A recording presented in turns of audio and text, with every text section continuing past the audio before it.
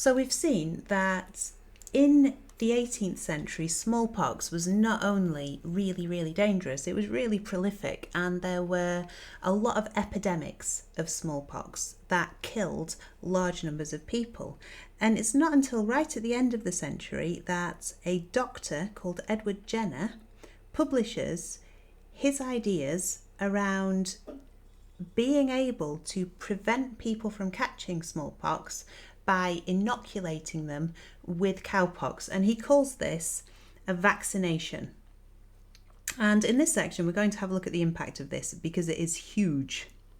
Now, the first thing to say is that initially there is quite a lot of support for Jenner. So, for example, there is a Jennerian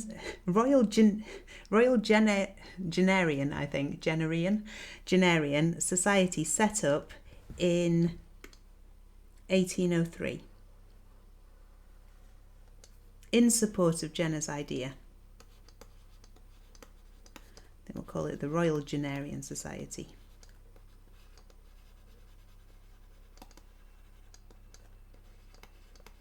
That's set up in support of Jenner's ideas. And in 1803, over the course of a 2-year period, there are 12,000 vaccinations, which I'm going to call VAX for short, as people rush to get this protection from what is a really, really awful disease. Now, the government is also really supportive of Jenner. And actually in 1802, it gives him £10,000 to continue his research. In 1807, after the Royal College of Physicians endorses vaccinations, 1807, not 1809. So in 1807, the government gives him a further £20,000 to research these ideas. So the government is very, very keen for the idea of vaccinations to be developed. And this is quite surprising because the government at the time was very what we call laissez-faire.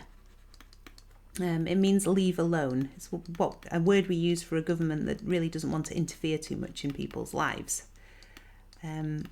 But this government, despite being very, very laissez-faire, is very keen to push the idea of vaccinations. And that really shows how scary and how much of a threat smallpox was. Napoleon, because this idea is also popular in other countries, in 1805, Napoleon vaccinated the entire French army against smallpox. I mean, I'm pretty sure he didn't do it himself, but he makes it happen.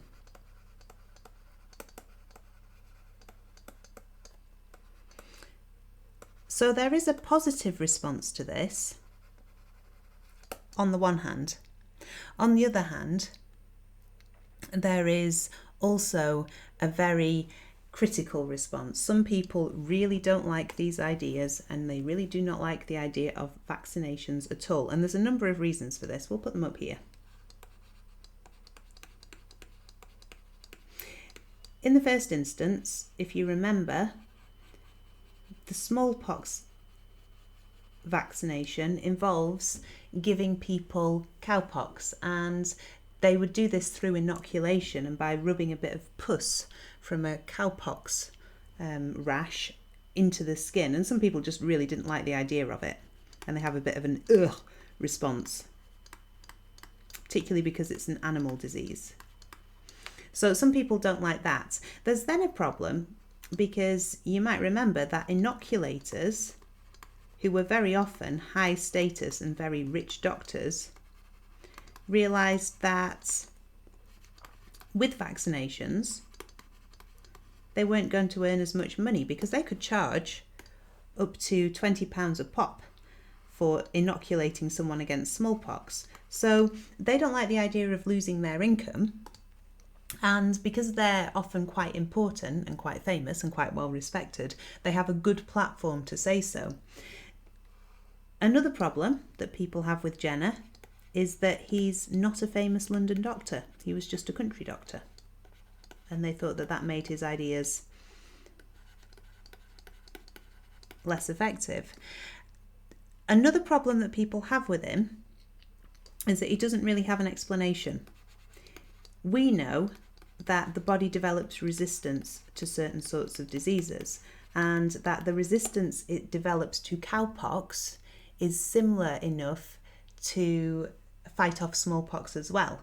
But Jenner didn't know that. He couldn't say why it worked. He just knew that it did. And some people didn't like that. They didn't trust it.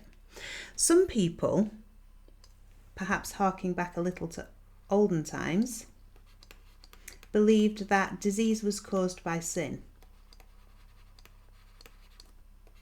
And therefore, that curing disease by any method other than living a better life and getting rid of your sin was sort of cheating.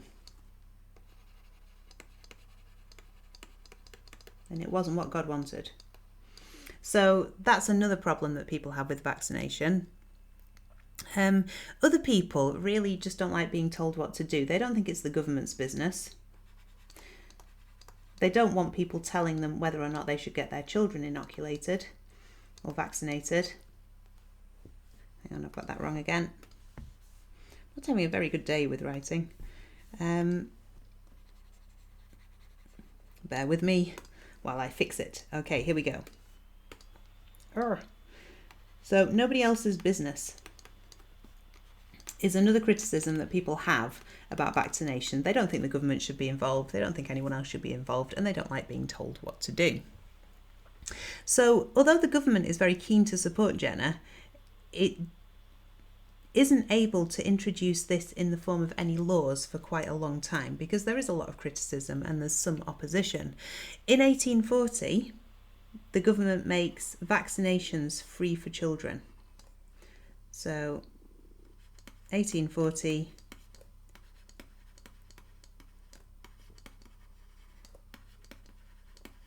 free for children, and then in 1852 it makes vaccinations against smallpox compulsory. And I'm going to write this in full and in capitals because it's an important change, especially for this laissez-faire government. People have to get vaccinations against smallpox by law. They're relatively relaxed about this, but the problem is that there continue to be smallpox epidemics in this time period. So, for example, there is one between 1837 and 40.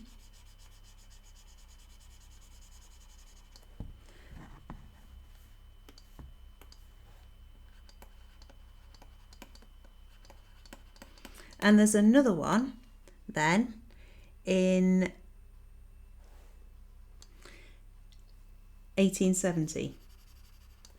And following that, the government really tightens up.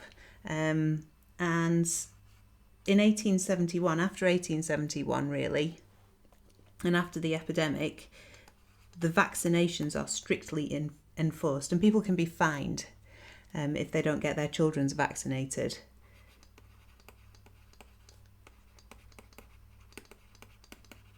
So vaccinations are strictly enforced after 1871.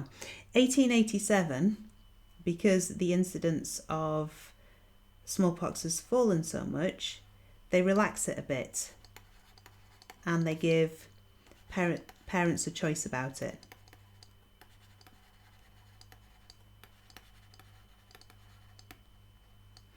So over the course of the 19th century, the impact of vaccinations is that it actually becomes law that people have to have them against smallpox.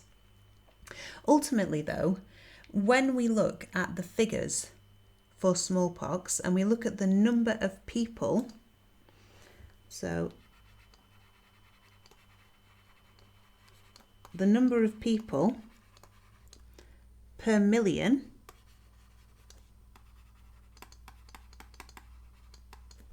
who die of smallpox, and these are relatively rough figures, but they're still worth having a look at. In 1848, there are about 300 people per million dying of smallpox. In 1855, that has fallen to 200. Now, 1861, it's going up again. 1871, when there's an epidemic, it's 400. But once the vaccination law is being properly enforced, we find that in 1878, it's gone down to 100. And after 1888, really, it's less than 20, and it never goes above 20 deaths per million of smallpox again. So the impact of vaccinations in the 19th century is that smallpox goes from being a huge problem that is killing many, many people to being a very, very small one. Now, it perhaps doesn't quite belong in this section, but we're just going to go on and look into the future from here and look at the 20th century, because vaccinations continue to have an impact then as well. So, for example, in 1955, a vaccination is developed against a disease called polio.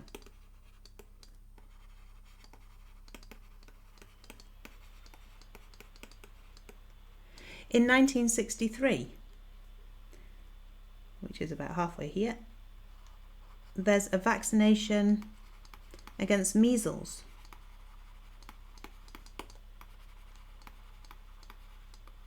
The MMR vaccine, which is for mumps, measles and rubella, is developed in 1988.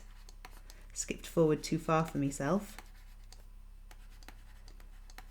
And in 1994, another one is developed for hepatitis B.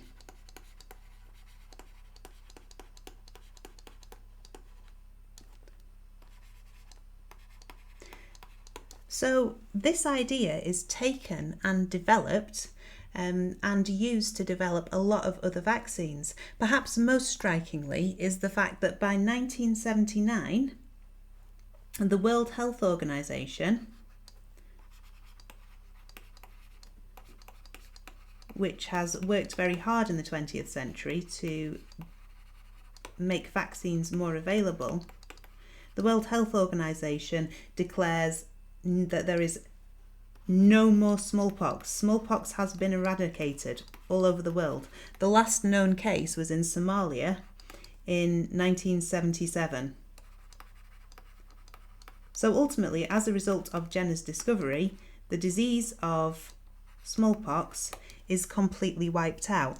As a final point, because Jenner doesn't know why it works, this then inspires other scientists, such as Louis Pasteur, who's going to be important later,